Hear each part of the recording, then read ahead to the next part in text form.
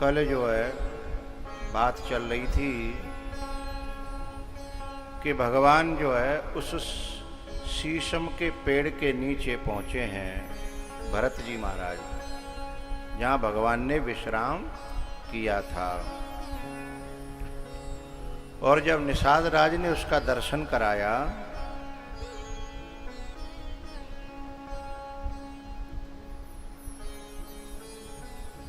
अच्छा, हम लोगों को एक बात याद रखनी है कि भगवान चित्रकूट जा नहीं रहे हैं,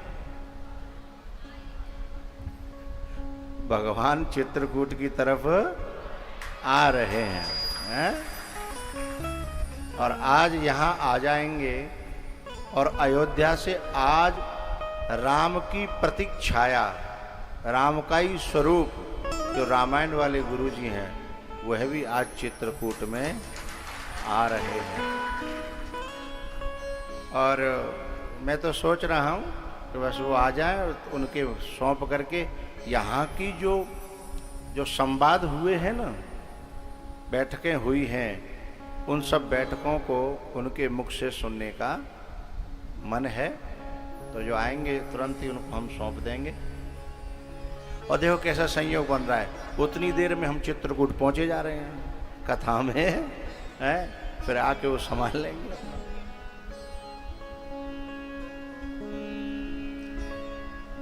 तो कनक बिंदु दुई चारिक देखे, उस पेड़ के नीचे सोने के कुछ क्या कहते हैं, रोना, सोने के रोना दो चार पड़े हुए, जहां माता सीता ने शयन किया था वहां पड़े हुए मिले। कनक बिंदु दुई चारिक देखे,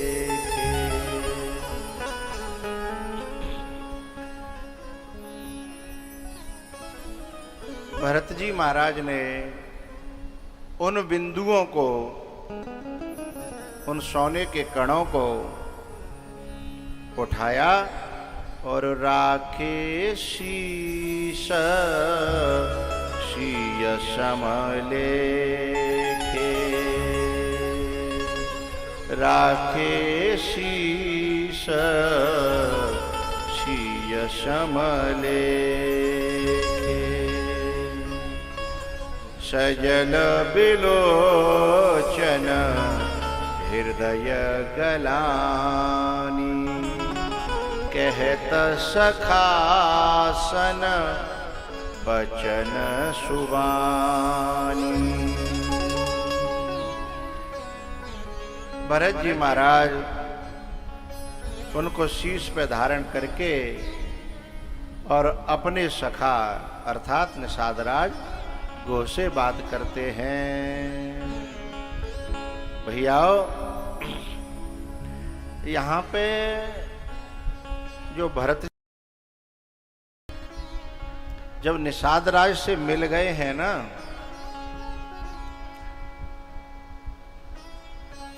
तो देवताओं के पेट में पानी हो गया, देवताओं के पेट में पानी हो गया कि अब किसी भी कीमत पर राम जो है, राम का वनवास नहीं हो पाएगा। एक और एक 11 हो गए, दो नहीं, एक और एक 11 हो गए। दोनों प्रेम की मूर्ति हैं और परमात्मा प्रेम के वश में है। और अब तो केवट भरत जी का साथ देगा, है? कैसे बात बनेगी। सो देवताओं के पेट में पानी हो गया। जिनकी रोटी दूसरों की फूट पर टिकी है, दूसरों की फूट पर जिनकी रोटी टिकी है, यदि उन्हें कहीं एकता होती हुई दिखाई दे तो उनके पेट में पानी हो जाता है, हैं? जिनकी आजीविका, जिनकी इज्जत, जिनकी बॉसगिरी दूसरों के फूट पर, दरार पर टिकी होती है उन्हें समाज का प्रेम अच्छा नहीं लगता, आपस का प्रेम अच्छा नहीं लगता। अब यदि भरत और राम में एकता हुई और राम लौट आए तो देवताओं का मामला गड़बड़ हो जाएगा। इसलिए वे सीधे अपने गुरुजी के पास में गए। और देखो कैसे कल सुतीक्षण जी के आश्रम पे गए थे, वो महाराज जी ने बड़ी प्यारी बातें कही। बात छोटी थी पर बहुत मोटी थी। जो बुद्धि संसार में तीक्ष्ण होती है वो अध्यात्म में जड़ हो जाती है, मंद हो जाती है। और जो बुद्धि संसार में मंद होती है वो अध्यात्म में तीक्ष्ण हो जाती है, उसी को सुतीक्षण कहते हैं। तो उन्होंने जो है ना, तो जहां संसार का मतलब है भोग, संसार का मतलब है समाज में अपनी मान्यताओं को पुजवाने की, अपने अहंकार को पुष्ट करवाने की जितनी आकांक्षाएं हैं वो समाज से पूरी होती हैं। और आत्म शांति, आत्मसंतुष्टि, आत्मबोध, आत्मरति अध्यात्म से पुष्ट होती है। लेकिन वहां अध्यात्म में ये बोध होता है कि मैं श्रेष्ठ हूं, ये बोध होता है। लेकिन संसार में यदि कुछ हासिल हुआ भी तो ये बोध नहीं होगा कि मैं श्रेष्ठ हूं। और मैं श्रेष्ठ हूं इस बात से संतुष्टि भी नहीं होगी संसारी व्यक्ति को, क्योंकि उसे कोई न कोई नीचा दिखाने के लिए चाहिए, तब उसके हृदय में संतुष्टि होगी। तो वो संसारी व्यक्ति कब खुश होगा? मैं सर्वश्रेष्ठ हूं अथवा मैं इससे श्रेष्ठ हूं, तो उसको संतुष्टि होगी। लेकिन वो संतुष्टि क्षणिक होगी, थोड़ी देर बाद फिर उसे कुछ खुराक और चाहिए। हमारे अहंकार को थोड़ी देर बाद कुछ और चाहिए। भाई राम राज्य को देने के लिए दशरथ को मना कर रहे थे कि भरत को नहीं देना है, राम के राज्य को भरत को देने के मना थोड़ी कर रहे थे। न उनमें दशरथ जी को दिक्कत थी, न केकई को, न कौशल्या को, न सुमित्रा को, न भरत, किसी को भी नहीं है।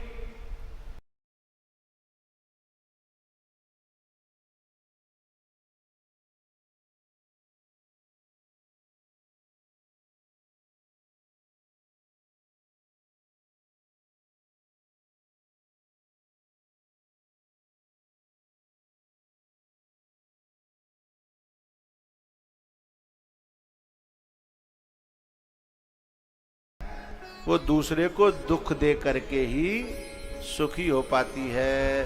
सुख भी क्षणिक होता है, सांसारिक सुख होता है। लेकिन जो अध्यात्म वाली बुद्धि है ना, उसको ये भान होता है कि मैं श्रेष्ठ हूं, उसमें सर्व नहीं होता अथवा इससे नहीं होता, क्योंकि मैं ईश्वर की संतान हूं, इसलिए मैं श्रेष्ठ हूं, मैं बड़ा हूं, मैं बहुत ऊंचा हूं, मेरी परंपरा बहुत ऊंची है। लेकिन उसमें संसार का कोई कंपैरिजन नहीं होता। संसारी बुद्धि हर समय कंपैरिजन करती है, हर समय। और कंपैरिजन में तो एक को एक गुरु मिलता ही चला जाता है, एक से ऊपर बढ़े तब तक दूसरा दिख गो, बातें ऊपर बढ़े तब तक तीसरा दिख गो है। तो कभी भी वह व्यक्ति सुखी नहीं रह सकता, क्योंकि मल्लनकू मल्ल घनेरे और घर ना है तो बाहर बहुत तेरे। अम्मा सिखाया करती थी ये कहावत कि मल्लन को मल्ल घनेरे और घर नाए बाहर बहुत तेरे। मल्लन को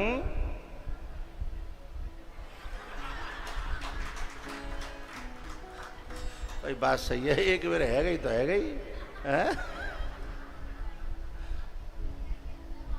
मल्लन को मल्ल घनेरे और घर नाए बाहर बहुत तेरे। इसलिए संसार के सर्वश्रेष्ठता में भी सुख नहीं है। दुर्योधन को राज्य भी मिल जाता तो भी सुखी कहां था वो बोले जब तक जो है द्रौपदी को नीचा न दिखा दूं, दुर्योधन को, उसको भीम को और युधिष्ठिर को नीचा न दिखा दूं। यह वृत्ति व्यक्ति की जन्म एक जन्म तक दुख नहीं देती हैं, बोलो बोलो, जन्म जन्मांतर दुख देती हैं। और इन बड़ी प्यारी बात कह रहा हूं, इन वृत्तियों से मुक्त होना ही विदेह मुक्ति है और जीते जी मुक्ति है। इन वृत्तियों से मुक्त होना, पीछा छुड़ाना, पीछे छोड़ देना इनको, यही विदेह मुक्ति है जो जनक जी के पास में थी। हैं? जब ये वृत्तियों से मुक्त हो जाता है फिर उसे तीनों लोक मिलकर के दुखी नहीं कर सकते, क्योंकि उसके लिए संसार अनित्य हो जाता है। जल्दी लिख लो महाराज जी, फिर पीछे निकल जाएगी बात।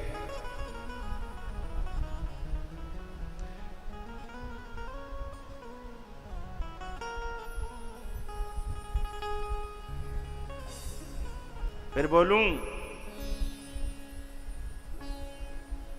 अच्छा, ऐसे लिखना चाहिए, क्योंकि दिमाग में तो बात बस जब जैसी भंडारे में बैठेंगे सोई है। देखो महाराज जी लिख रहे हैं,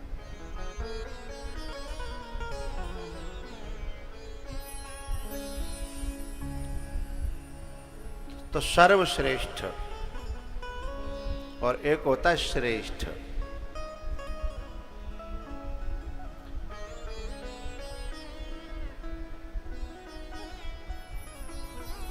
तो बात काहे पे चली? इंद्र पे। हैं? इंद्र जाकर इंद्र के पेट में पानी हो गया कि बोले मेरा क्या होगा यदि राम लौट गए तो सीधे गुरुजी के पास गए। अच्छा, गुरुजी से मुक्ति पाने के लिए जाना, विकार रहित होने के लिए जाना, अध्यात्म के लिए जाना तो अच्छी बात है, लेकिन गुरुजी के लिए गुरुजी के पास में इसलिए जाना कि आप थोड़ा सा कोई ऐसा प्रपंच करो सो जिनमें विघटन है जाए, जिनमें मनमुटाव है जाए। अब ये तो इंद्र है, संसार का भी कोई शिष्य गुरुजी के पास में इस काम के लिए नहीं जा सकता, शर्म के मारे कि गुरुजी मेरे बारे में क्या सोचेंगे। तो जितना जितना संसारी व्यक्ति होता है, भोगी व्यक्ति हो जाता है, उतना उतना उसकी बुद्धि मारी जाती है, उसके डिसीजन, वो महाराज जी ने कहा था, डिस्चार्ज हो जाती है ना बुद्धि, डिस्चार्ज हो जाती है। तो उस जब डिस्चार्ज होती है तो उस बुद्धि के निर्णय भी सब नेगेटिव होने लगते हैं, नेगेटिव होने लगते हैं। और जब वो चार्ज रहती है तो उसके डिसीजन बहुत पॉजिटिव होते हैं, अच्छे होते हैं। तो ये भोगा न भुक्ता वयमेव डिस्चार्जा।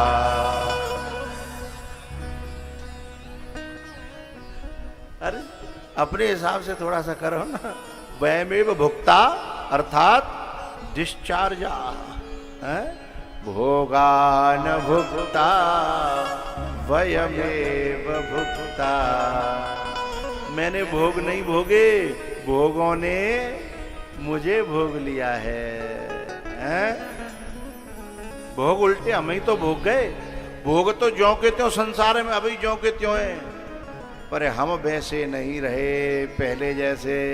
पहले मठा पी जाते, चाहे जितना मीठा खा जाते, चाहे जितनी दूध दही घी खा जाते, दूध दही घी संसार में ज्यों के त्यों जिंदो है। और हम अब मुझी का डॉक्टर लगाने लगा। खबरदार, मेरी जिम्मेदारी नहीं है। ज्यादा पालक खा लिया तो पथरी बन जाएगी ही, ज्यादा मीठा खा लिया तो ये हो जाएगा, ज्यादा ये खा लिया तो भोग तो ज्यों के त्यों है ना। तो भोगा न भुक्ता वयमेव भुक्ता। हम समझ रहे हैं कि हम दूध पी रहे हैं, दूध हमें पीगो, हैं? दूध हमें पीवो। भोगा न भुक्ता वयमेव भुक्ता। अरे मेरे गुरुजी है ना, एक बड़ी प्यारी बात बताते हैं। इन बरसात के दिनों में जब घास चारों तरफ होती है हरी हरी, तो सब जितने जंगली जानवर होते हैं वो सब पुष्ट हो जाते हैं, पुष्ट हो जाते हैं। लेकिन एक जानवर ऐसा है जो थक जाता है? गधा। गधा थक जाता है। जब घास कहीं नहीं रहती है, नेकाद को मेड़ पे घास रहेगी गर्मी में, तब गधा पुष्ट होता है। हम तो अचंभे में रह गए गुरुजी ने जब ये बात बताई। मैंने कहा गुरुजी ऐसे कैसे होता है? बोले इसका रीजन है, जब चारों तरफ हरी हरी घास होती है तो गधा समझता है कि मैं कछु खा ही नहीं पाया, सब की सब घास तो ठाड़ी है, तो वे सोच सोच के बेचारा सूख जाता है। हाँ ये रीजन है सचमुच में। वो इस बात से सोच सोच के सूख जाता कि इतनी घास झोंक इतनी ठाड़ी है तो मैं तो कछु खा ही नहीं पाया। ये जो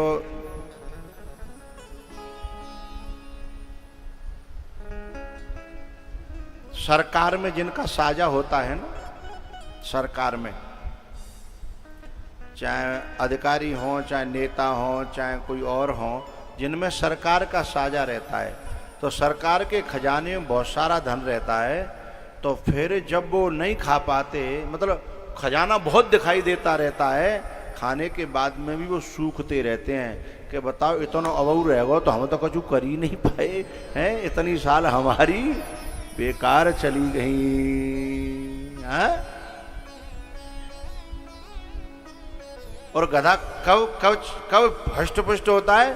जब बिल्कुल चारों तरफ खेत सूखे पड़े हों, कहीं एक आध हरियो पत्ता नहीं हो, केवल मैदान पे एक आध बाजू लगाते हैं, सवैत चरेगा।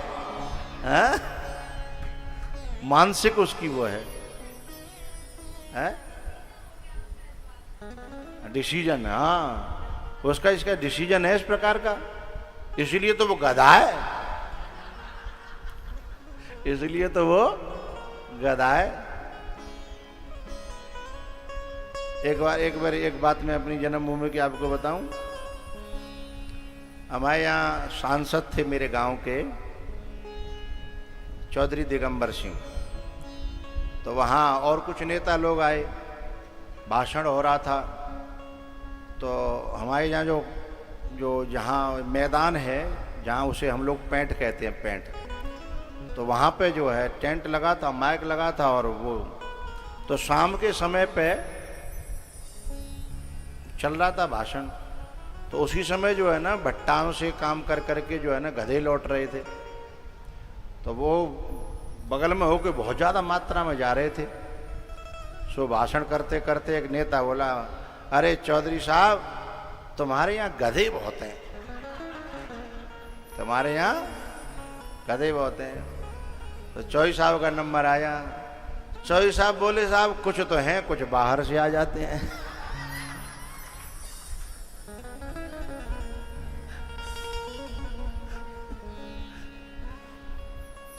तो हमारा जो डिसीजन है ना, यदि हमारी बैटरी डिस्चार्ज है तो डिसीजन नेगेटिव रहेंगे, और बैटरी हमारी बुद्धि की चार्ज है तो डिसीजन पॉजिटिव रहेंगे, सकारात्मक रहेंगे।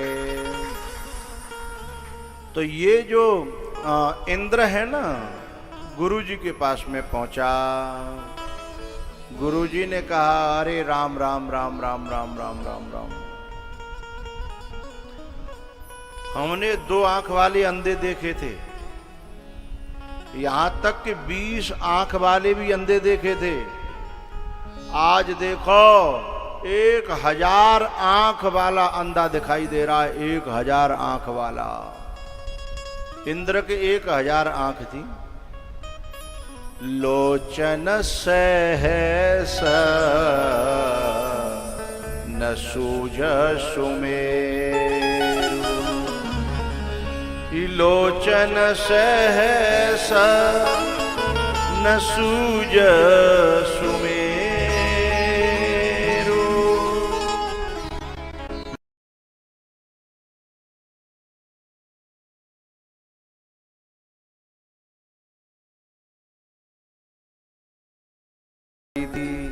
सरस्वती को भेज करके मंथरा की बुद्धि, फिर मंथरा के द्वारा केकई की बुद्धि।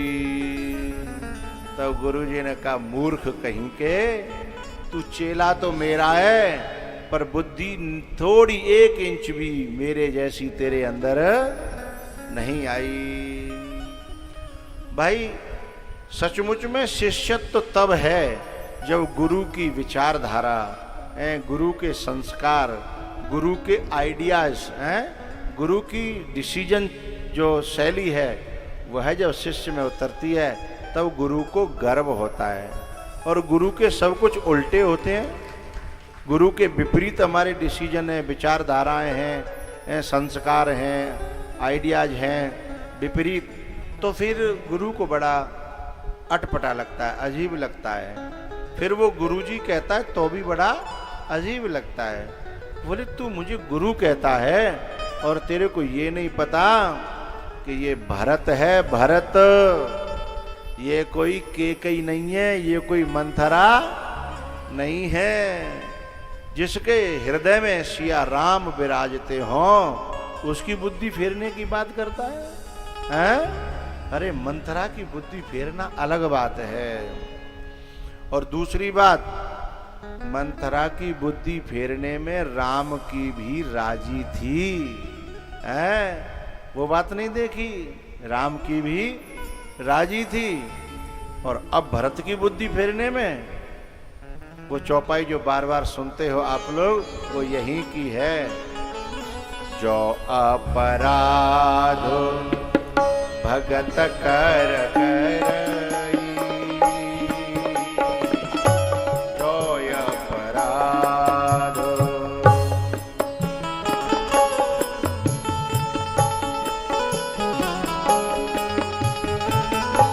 जो अपराध भगत कर करई,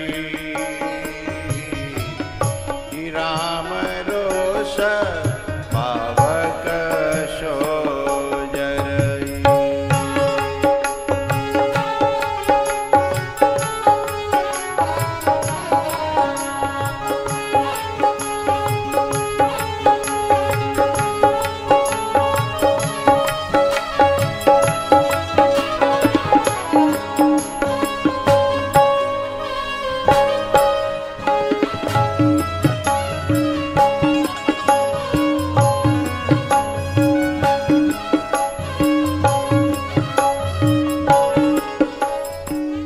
तब कछु कीन राम रुख जानी, तब कछु कीन राम रुख जानी, अब को चाले करे होए हानि।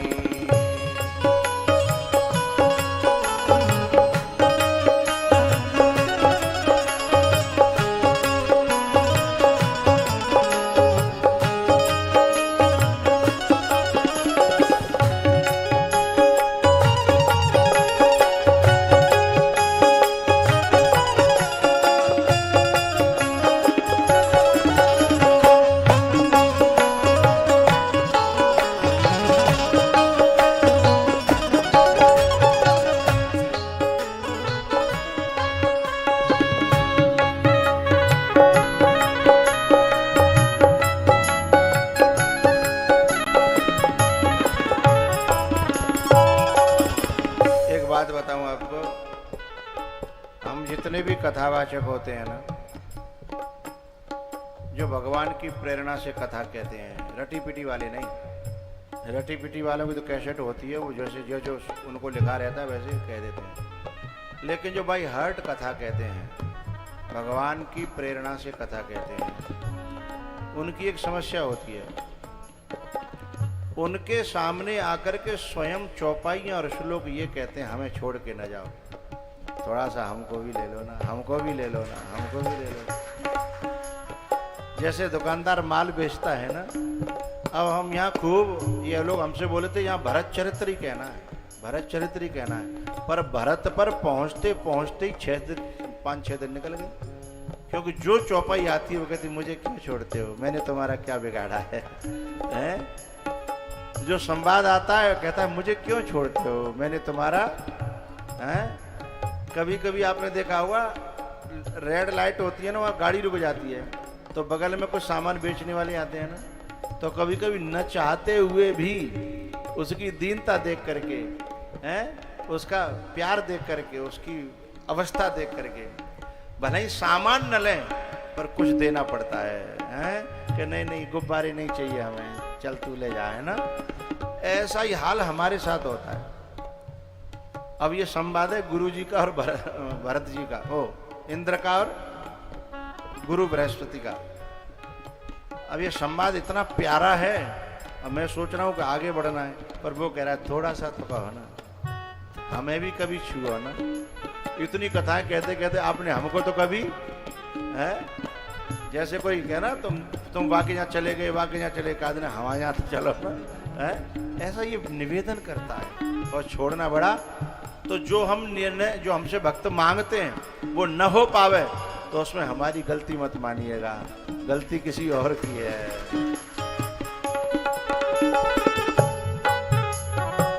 इस संवाद का छोटा सा हिस्सा मैं कह रहा हूं, ठीक है, बुझाने ही नहीं दे रहा मुझे।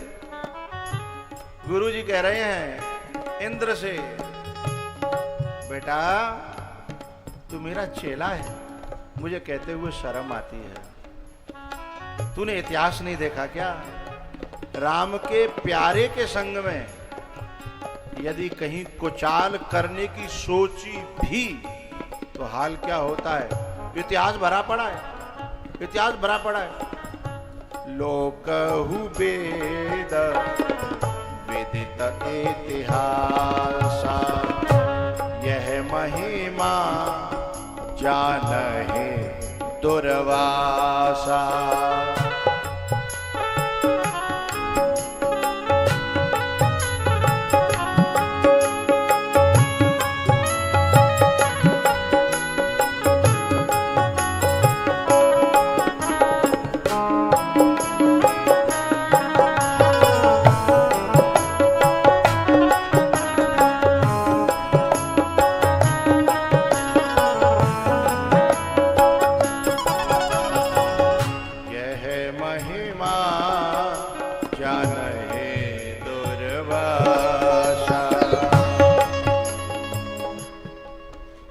राम जी का दास था अम्बरीश, और उसके साथ कुचाल खेलने की सोची ही थी किसने?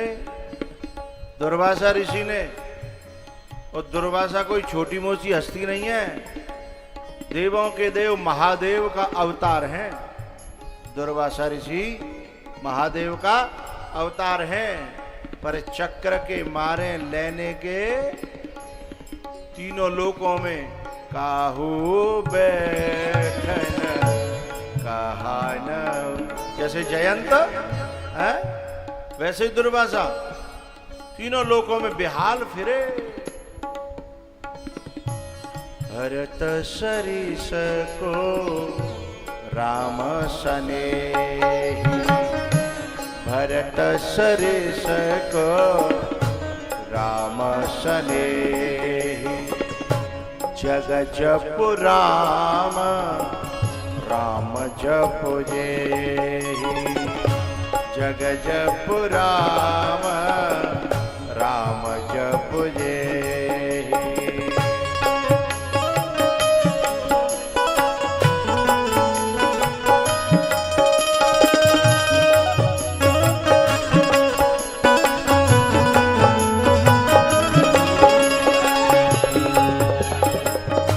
सुनु सुरेश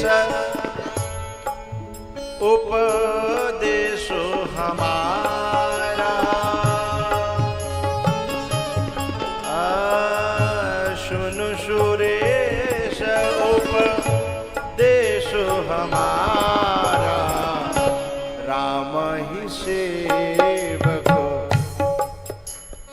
प्यारा नहीं है, प्यारा नहीं है। राम ही सेवको परम प्यारा।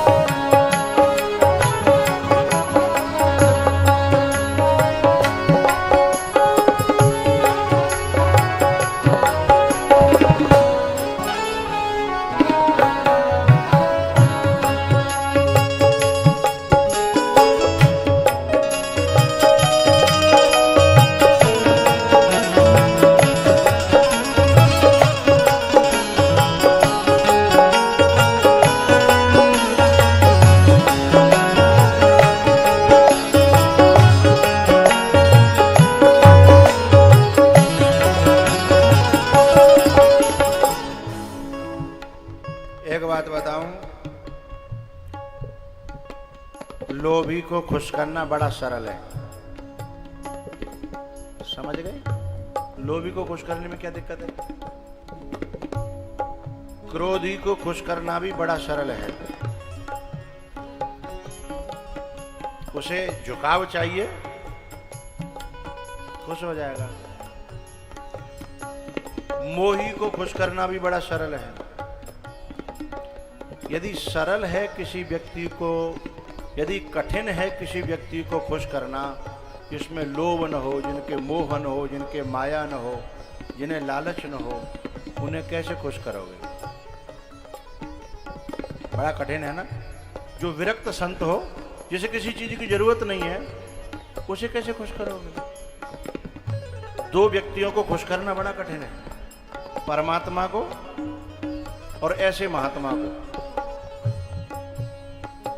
हाँ या ना बोलो? बड़ा कठिन है भाई। जिन्हें कुछ चाहिए ही नहीं, जिन्हें हमारी सेवा की जरूरत नहीं, वो इतने महान है कि हमारी स्तुति की भी जरूरत थोड़ी है। हमारे भोग की जरूरत है उन्हें? हम जो अपने मंदिर में उनकी सेवा करते हैं, उसकी जरूरत है उन्हें? नहीं। उन्हें खुश कैसे करें? बृहस्पति जी ने बताया, बोले ऐसे को खुश करने के लिए कोई रास्ता नहीं है, केवल एक ही रास्ता है। उनको भी सुखी और दुखी करने का एक ही रास्ता है। सुखी करने का भी और थोड़ा सा दुख पहुंचाने का भी एक ही रास्ता है। वो बृहस्पति बता रहे हैं। तुम कहो तो तुम्हें भी बता दें हम। है?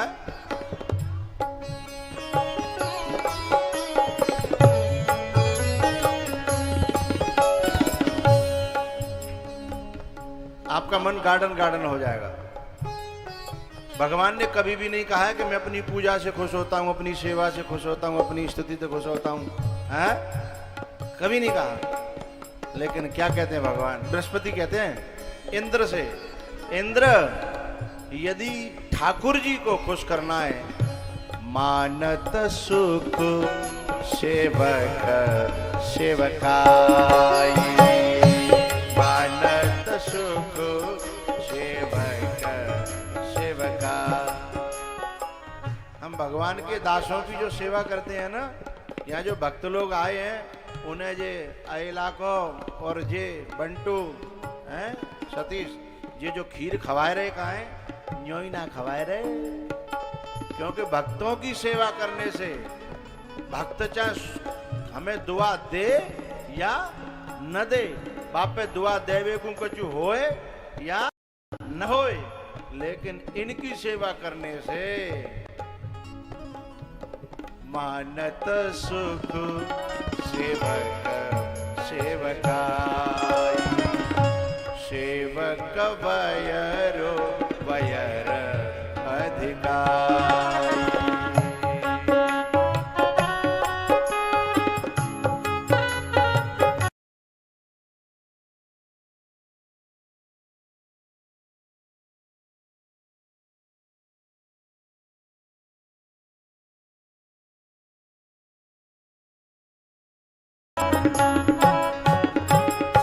मानत सुख सेवक सेवकाई, सेवक वयरो वयरो अधिकारी।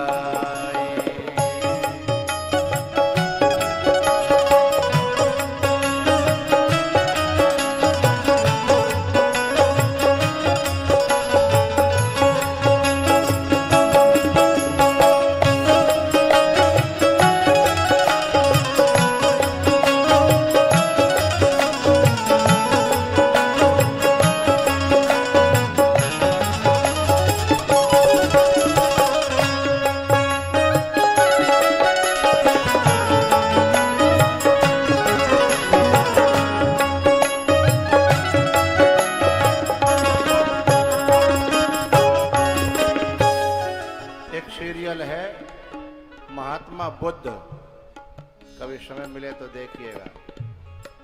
महात्मा बुद्ध का विरोधी है जिसका नाम है देवदत्त।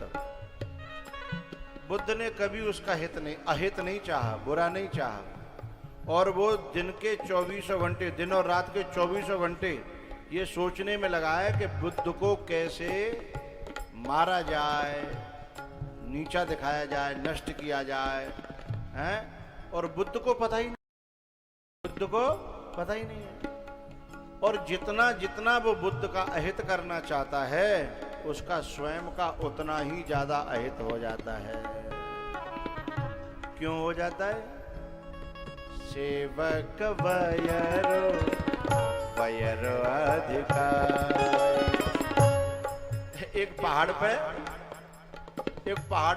के नीचे से महात्मा बुद्ध गुजर रहे थे। उसने जाकर के पहाड़ पे एक इतना बड़ा पत्थर, बहुत बड़ा, ऐसे खड़ा कर लिया कि जैसे बुद्ध नीचे आएंगे इसके बराबर पे सोई ऊपर से डाल दूंगा, सोई उनका सुपड़ा साफ हो जाएगा। तैयार बैठ गया। उसने पहले पता कर लिया जहां से भिक्षा के लिए जाएंगे, वहां से बुद्ध जा रहे थे। ऊपर पत्थर को लेकर के बहुत बड़ी शिला, और ऐसी टिकी थोड़ी सी रुकी हुई थी, बस नेक्स्ट आरे से खिसल जाए। तैयार हो गए। और जैसे ही बुद्ध नीचे से आए और ऊपर से उसने शिला को धक्का दिया, और धक्का दे करके क्या हुआ, बुद्ध तो आगे निकल गए और धक्का देते समय उसका खुद का पांव फिसल गया।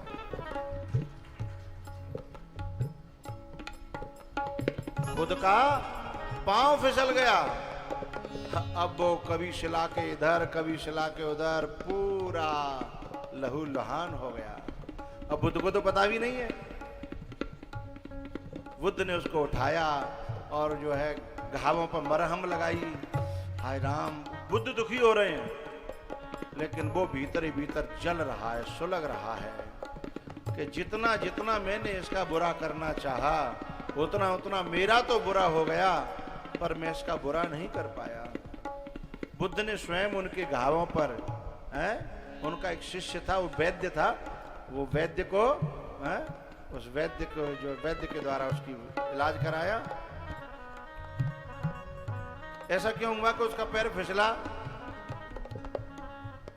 सेवक वयरो वयर अधिकार, सेवक वयरो वयर अधिकार।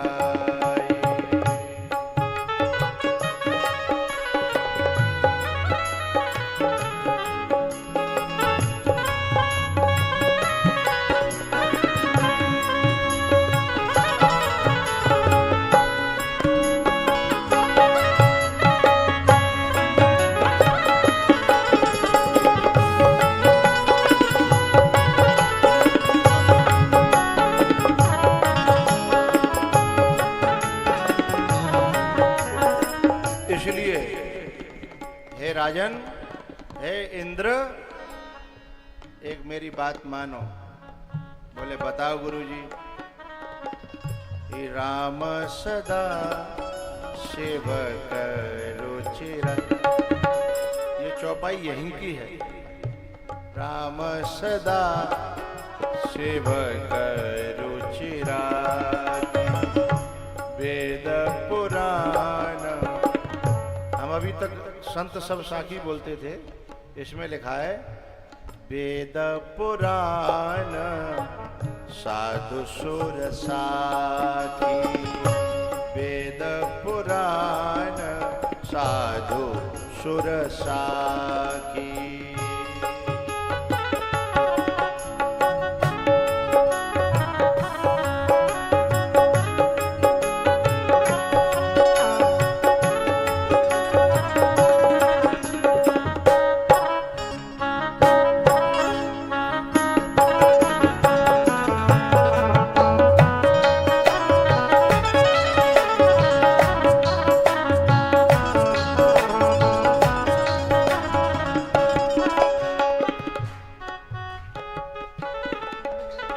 इसलिए हे इंद्र, अस जिय जाने, अस जिय जाने तजहु कुटिलाई, अस जिय जाने तजहु कुटिलाई। एक बात आपको बताऊं, बड़े काम की बात है।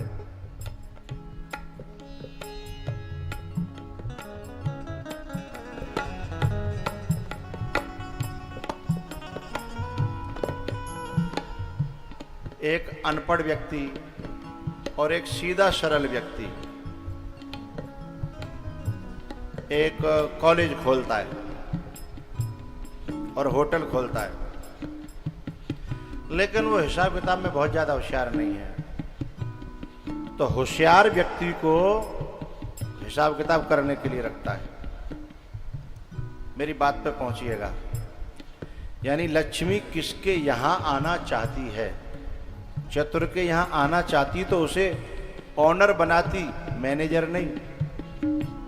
चतुर के यहां आना चाहती तो उसे ऑनर बनाती, मैनेजर नहीं। जितने पढ़े लिखे लोग होते हैं, जितने ज्यादा चतुर चालाक होते हैं, वे सब तुम्हें नौकरी करते हुए मिलेंगे।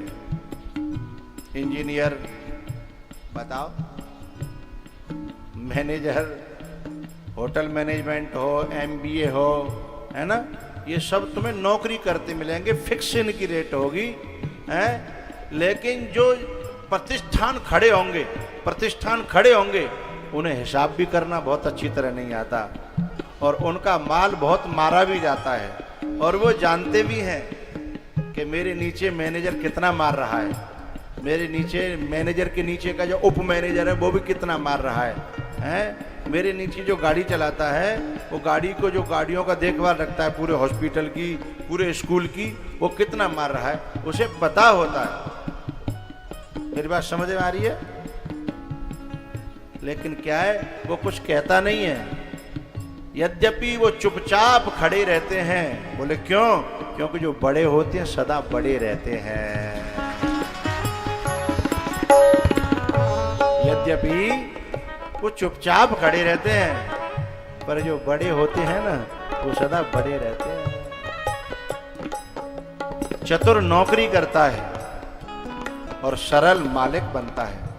जहां देखिएगा आप पूरे हिंदुस्तान के अंदर भी और बाहर भी, हाँ, तो ये जो चतुराई का दूसरा नाम है कुटिलता। चतुराई थोड़ी शुद्ध सापसी लग रही है, हैं? शुद्ध सापसी लग रही है। बहुत से ऐसे शब्द हैं जो अंग्रेजी में ना अच्छे लगते हैं, और उन्हें हिंदी कर दो तो बड़े बुरे लगते हैं। अभी जो हंगामा मचा हुआ है पूरे हिंदुस्तान में, हंगामा मचा हुआ है, जो अंग्रेजी का शब्द है, क्या 3-3, 4-4 जगह हम लोग रह रहे हैं, उसकी हिंदी कर दो तो बड़ी खतरनाक है, अंग्रेजी थोड़ी अच्छी लगती है। ऐसे ये चतुराई, ये कुटिलता है। चतुराई का नाम कुटिलता है। क्या? इसीलिए कह रहे हैं, अरे इंद्र इतना बड़ा होकर के, इतने बड़े पद पे होकर के, असजीय जाने तजहु कुटिलाई, असजीय जाने तजहु कुटिलाई, करहु भरत पद प्रीते सुहाई।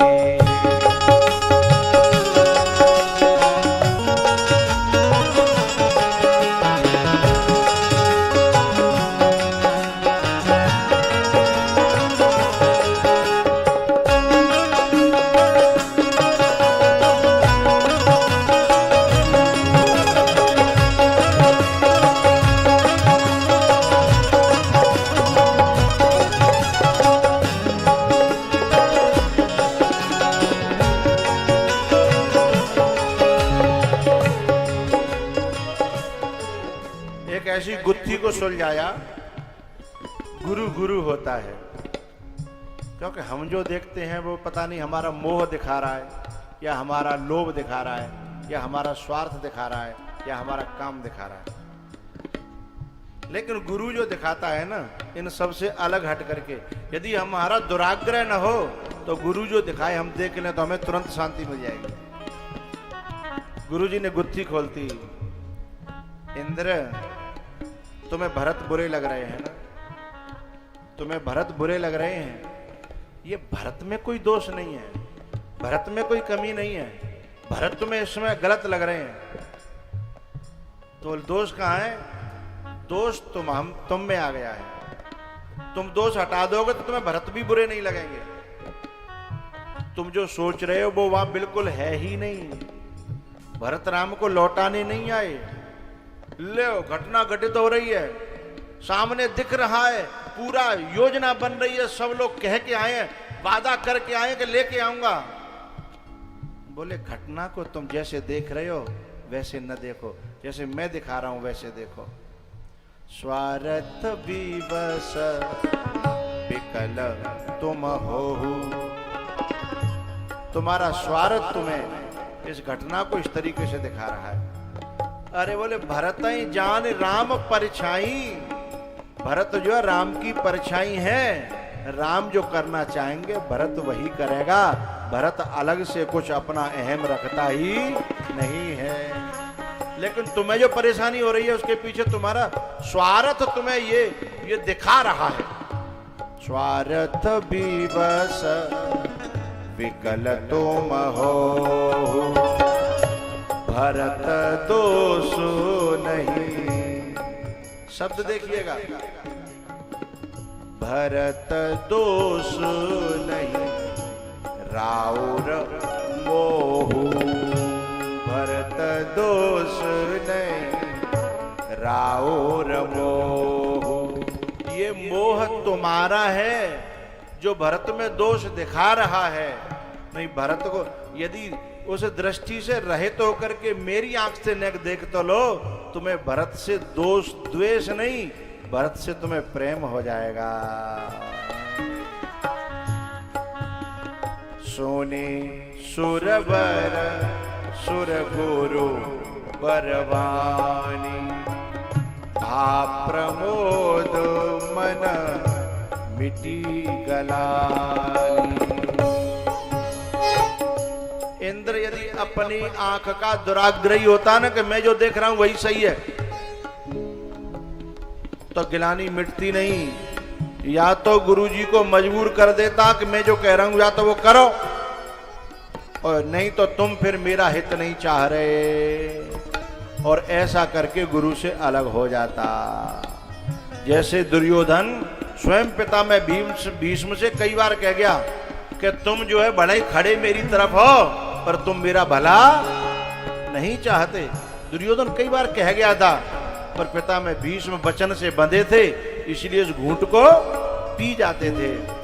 बोले तुझे तेरा भला पता ही नहीं है, तुझे तेरा भला पता ही नहीं है, तो तू ये कैसे निर्णय कर पाएगा कि कौन तेरे भले वाला है और कौन तेरे बुरे वाला है? सोने सुर बर सुर गुरु बरवानी, भा प्रमोद मन मिटी गला। क्लियर करो।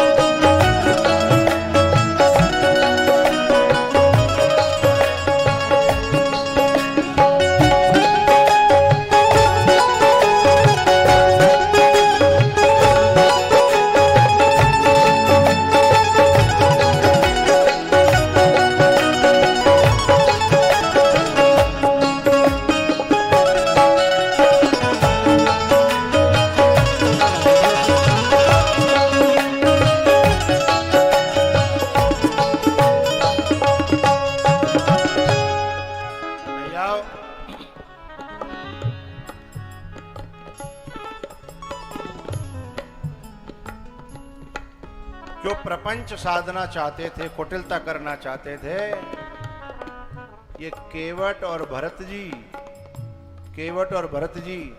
दोनों हाथ से हाथ मिला करके चल रहे हैं और वार्तालाप करते जा रहे हैं। लेकिन क्या हुआ, प्रेम की बातें करते करते करते रास्ता भूल गए।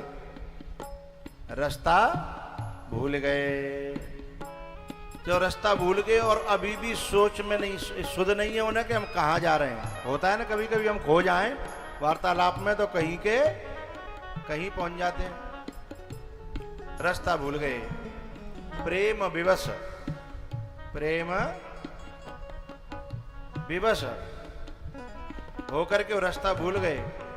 तो देवताओं को इशारा किया बृहस्पति जी ने, एक मौका है तुम्हारे लिए, इनको रास्ता बता दो राम के पास जाने का। जो राम के पास जाने का रास्ता बताएगा वो इनका प्रिय हो जाएगा।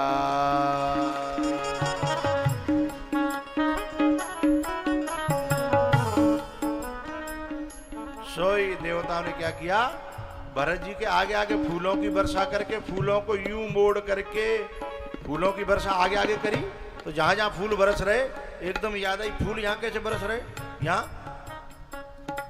देवता, अच्छा एकदम याद आई, फूल यूं करके यूं क्यों जा रहे हैं।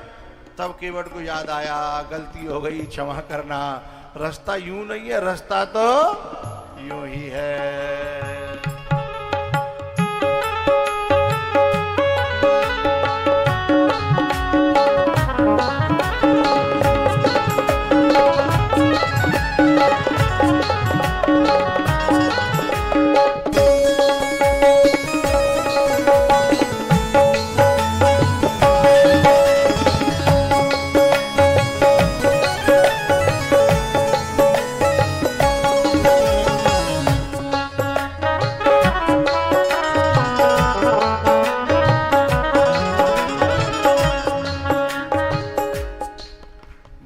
प्रेम को देख करके, भरत के प्रेम को देख करके गुरुजी की बात इंद्र ने मान तो ली, नेक देर काज बुद्धि के कपाट खुले तो सही, पर पीछे तो भीतर से भीतर वाली बुद्धि कहती है नेको यदि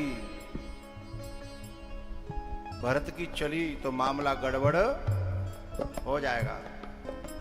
क्योंकि भोगी व्यक्ति का योगी और तपस्वी और त्यागी पर पूरा विश्वास, वो क्या सोचता है कि ये तो सरल हैं, ये तो सीधे हैं, ये तो अच्छे हैं, ये तो पॉजिटिव हैं।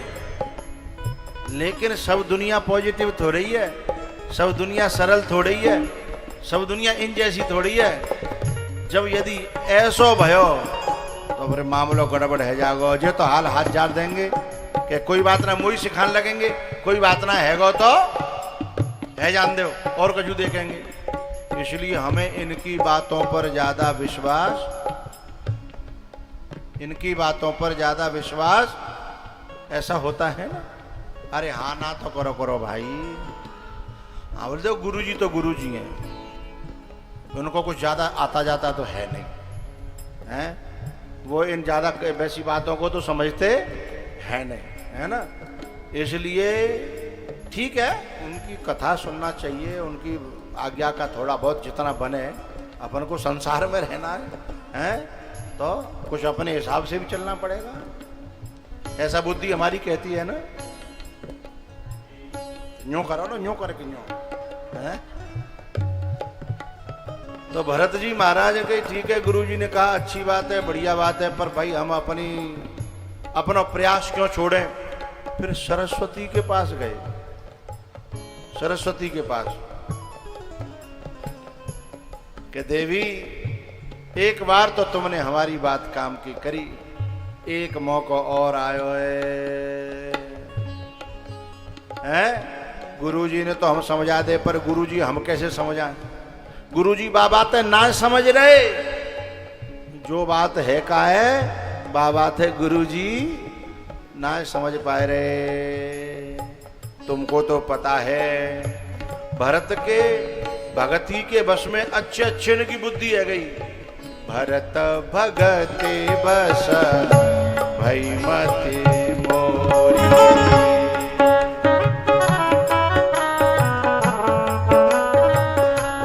देखो हे शारदा, हे सरस्वती देवी, हम गुरुजी से ज्यादा कह नहीं सकते, ज्यादा कहेंगे तो फटकार देंगे। इसीलिए उनसे निवेदन किया था, उन्होंने ऐसे ऐसे करके हमें समझा दिया, इसलिए माननी तो पड़ी पर दिल गवाई। और तुम तो हम अपने जैसे हैं तो चाह जैसी कह सकता है, आप तो अपनी हो ना, आपसे हम चाह जैसी कह सकते हैं। इसलिए सुरन सुमेरे शारदा शराई, देवी देव शरणागत भगत फेरी भरत मति करने जमाया, फेरी भरत मति करने जमाया, पालो विबुध कुल करि छल छाया। पाल विबुध करी छल छाया। आय राम राम राम राम। ये भोग कहां तक बुद्धि को ले जाता है कि तुम छल की छाया हमारे ऊपर करो। भैया धर्म की, अच्छा देखो कैसी विचित्र बात है, धर्म की छाया तरे बैठ करके ये यहां तक आए हैं। इंद्र कब बनता व्यक्ति? जब मृत्यु लोक में 100 यज्ञ करता है और एक अंतिम अश्वमेध यज्ञ करता है, ठीक है, तब जाकर के इंद्र का पद मिलता है। तो अब तक धर्म की छाया में यहां तक आए हैं, लेकिन अब यहाँ के भोगन भोग के अब बिना धर्म पे ते विश्वास हट गए, गुरु पे ते विश्वास हट गए। और क्या कह रहे हैं, ए देवी शारदा एक काम करे हमारो, अब छल कपट को सहारो लेके हमारे कुले बचा लियो, नहीं तो देवता मारे जाएंगे। क्या? पालो विबुध कुल करे छल छाया, पाले विबुध कुल करे छलो छाया, फेरे भरत मते करे निज माया।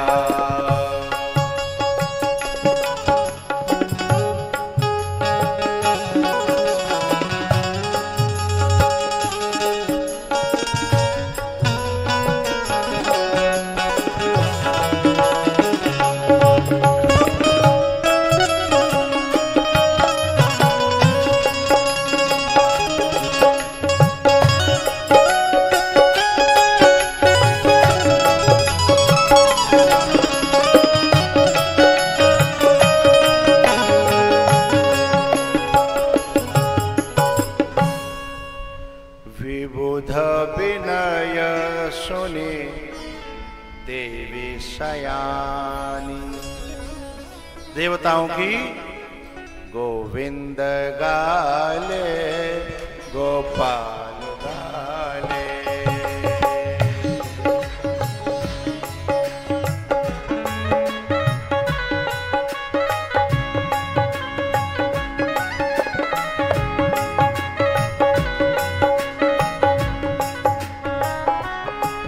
गोविंद गाले गोपाल गाले, गोविंद गाले गोपाल गाले, जीवन की नैया किनारे लगा ले, ओ जीवन की नैया किनारे लगा ले।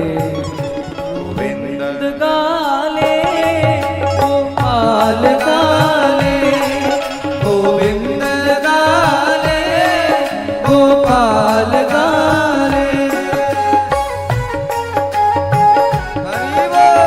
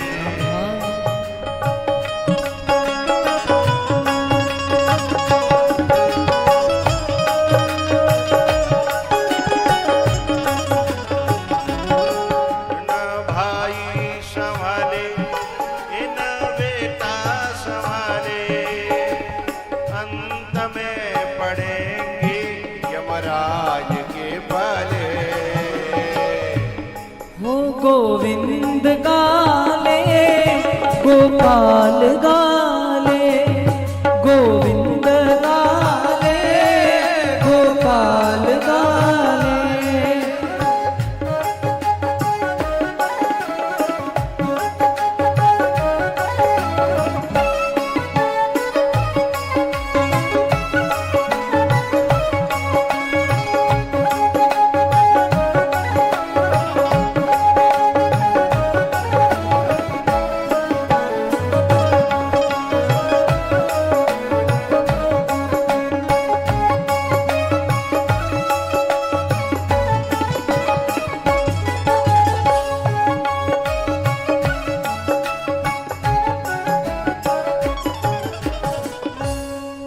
गोविंद गारे गोपाल गारे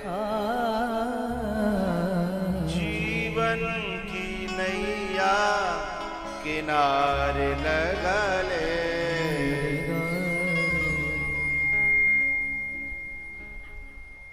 कुछ लोग सोच रहे थे कि हमारी अम्मा सोई, आज अम्मा नहीं सोई। हाँ, इस मोहल्ला में नहीं, आज लोग इस मोहल्ला में सो रहे थे। आज इस मोहल्ले में